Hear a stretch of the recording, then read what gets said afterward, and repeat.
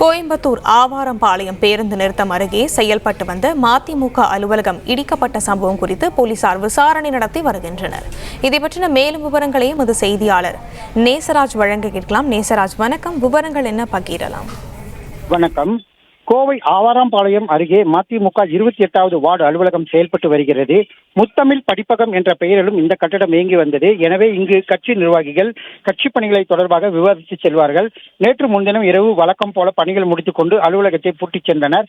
நேற்று இரவு மர்ம நபர்களால் ஜேசிபி இயந்திரம் கொண்டு அந்த அலுவலக கட்டடம் இடிக்கப்பட்டுள்ளது. இதனைத் தொடர்ந்து மதிமுக நிர்வாகிகள் கட்சி அலுவலகத்தை இடித்தவர்கள் மீது கடும் நடவடிக்கை எடுக்க வேண்டும் என்று கோரிக்கைகளை வைத்து தற்போது 50க்கும் மேற்பட்டோர் அந்த அலுவலகம் முன்பு நின்று கொண்டிருக்கிறார்.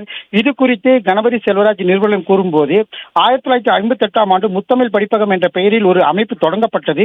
இந்த இடம் மதிமுகவை சேர்ந்த நாராயணசாமி என்பவருக்கு சொந்தமானது. அது உணவும் போகியம் அடிப்படையில் இயங்கி வந்தது என தெரிவித்துள்ள அவர், தனிநபர் ஒருவர் எனக்கு சொந்தமானது என கூறி வந்த நிலையில் தற்பொழுது இந்த கட்டடம் இடிக்கப்பட்டுள்ளது குறிப்பிடத்தக்கது. மேலும் இது குறித்து ஆவாரம்பாளையம் போலீசார் விசாரணை முடுக்கிவிட்டது குறிப்பிடத்தக்கது. விவரங்களை வழங்கியமைக்கு நன்றி நேசராஜ்.